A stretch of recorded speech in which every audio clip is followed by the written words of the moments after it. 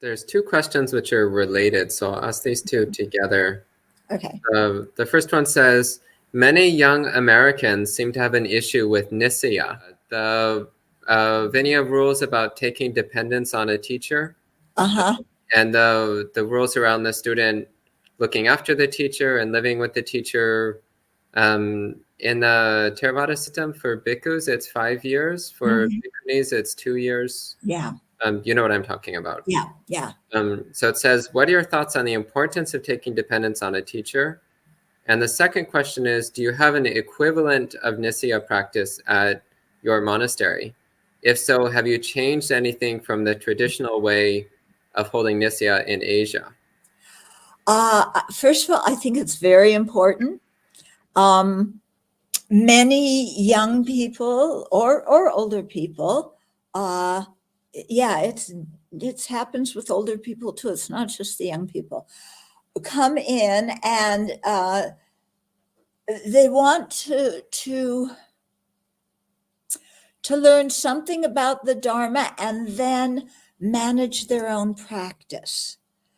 And what that can often turn into is, well, I'm practicing the Buddha's teaching, but, Sufi has something similar. So I'm going to bring that Sufi teaching in.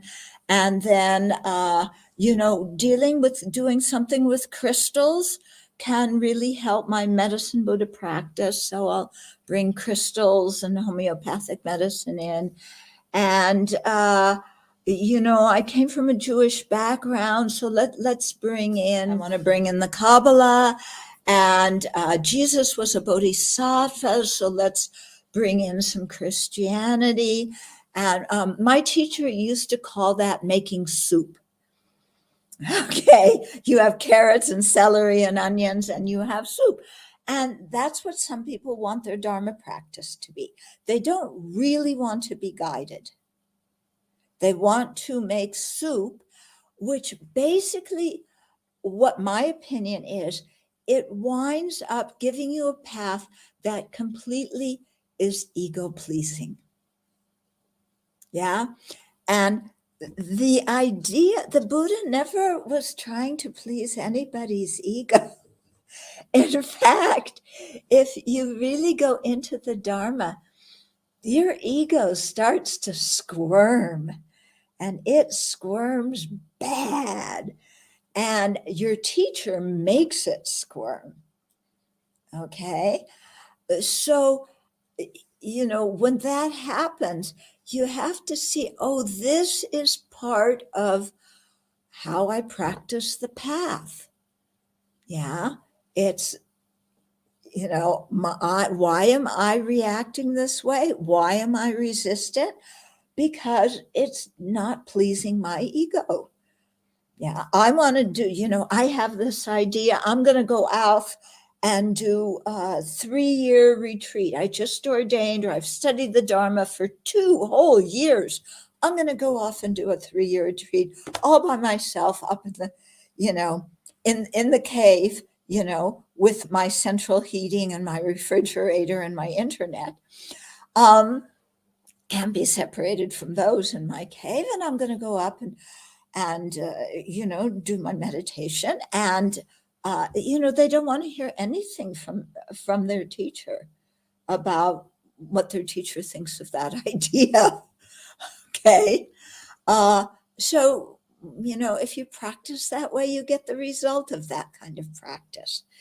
If, you've really checked out your teacher and you have faith and confidence in your teacher, then if your teacher says, that's not such a good idea. Yeah, you don't really have enough preparation to go do that.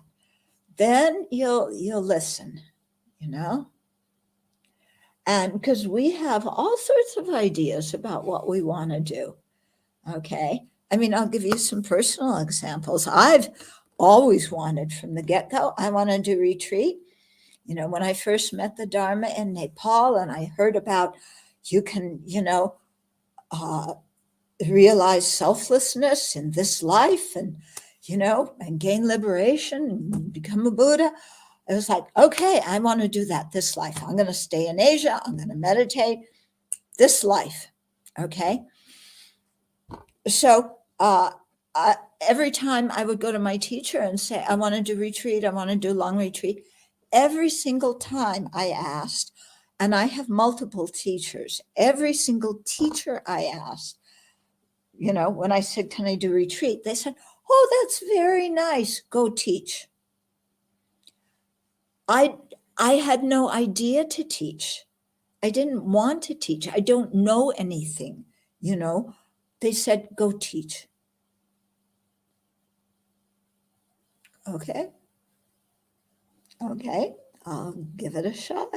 I'll try, and that was the answer every time. And so then, yeah, I think my teacher, there must have been some way that this is good, not only for me, but for everybody. Yeah. In our tradition, we don't think about what is good just for that individual's practice, but what is good for all beings. Okay. So, yeah. So I think following, being with checking the qualities of a teacher first, then developing a good relationship, and then being able to trust your teacher.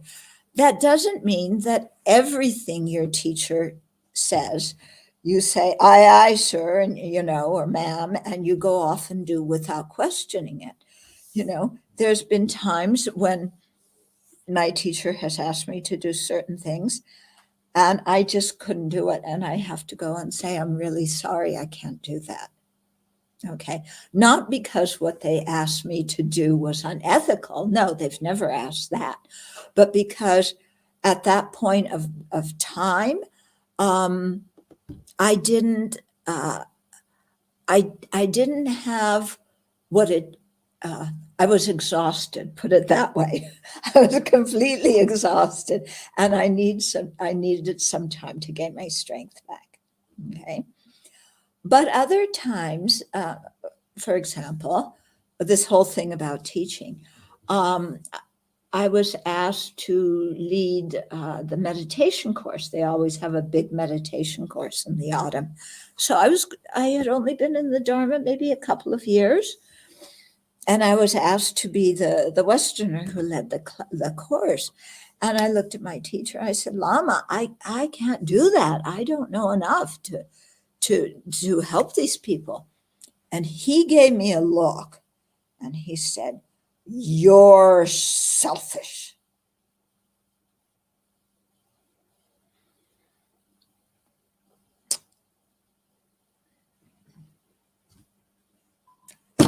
Okay. Yeah. So sometimes somebody telling you something straight in the face like that can if you trust that person, it really helps you. Yeah. And other times you need to ask questions. What does this mean? How do I go about it? What exactly is it that, and you have to negotiate, or you have to talk about how you would like things done, with your teacher. But, I was just telling somebody at lunch today that because I've been ordained 45 years. Okay. So and so now people think, oh, if you've been ordained 10 years, oh, now you're a Tara, you know a lot, you've ordained 10 whole years. Well, I think back upon the time, after 10 years of ordination, what I knew, and not what I knew intellectually, but the amount of Dharma I could absorb, so to speak, and what is now. I mean, there's a huge difference. I mean, I look back, and when I was ordained 10 years, I was still a baby. Yeah. Of course, we all felt like, oh, we got 10 years, Oh, you're still a baby. 20 years. Oh, now I'm a Mahayatera. You're still a baby. Yeah. I mean, I've been 45 years. I'm still a baby.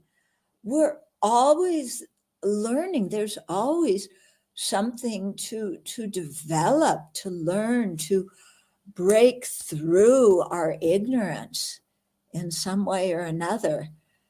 So it's very important to have that kind of perspective. And, I find it very interesting because I encounter in many of the people that this question was referring to. They come here, and especially the latest thing is everybody wants to learn jhana. Yeah, they want to go off, and I'm going to develop, at least, shamatha. Better yet is first, second, third, fourth jhana, maybe even formless realms. I'm going to do it, because that's where the bliss is, and I want the bliss.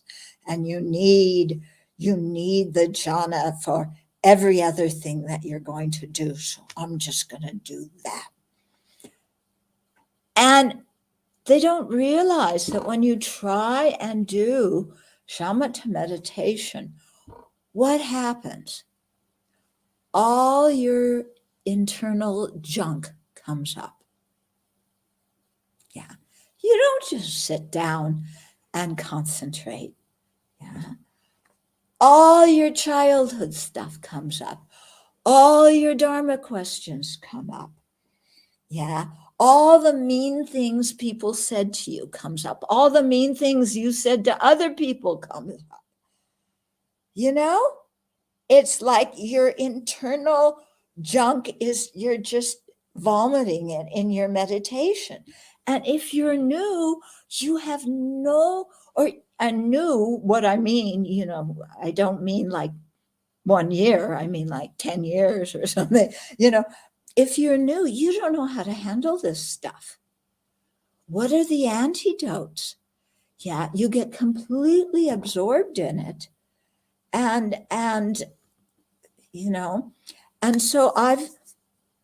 so when people come and this is the latest thing I've encountered that people want to do.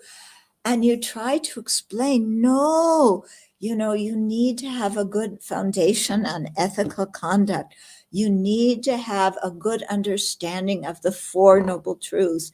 You need to understand how to work with anger, how to overcome craving and clinging, how to deal with your jealousy, and your low self-esteem. You need to learn about your own mind first. Yeah. So that when you sit down to do shamatha, you've cleared away a lot of the obstacles already. And people don't want to hear that. They say, bye-bye.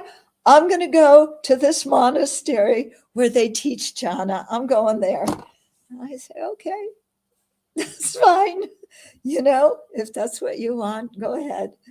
So, you do what you can, but yeah. In short, what I'm saying is, well, first of all, I've had the incredible fortune to have excellent teachers, really excellent teachers. And as a result, that has been very good for me, because it's so tempting to we can get very arrogant in, I know what I need to practice, because I know what my goals are, and enlightenment in this lifetime, or first jhana in this life, or whatever it is, and we can't see our arrogance. Yeah, we're totally blind to it. Yeah, so having a good relationship with a good teacher is really, I think, important in that way.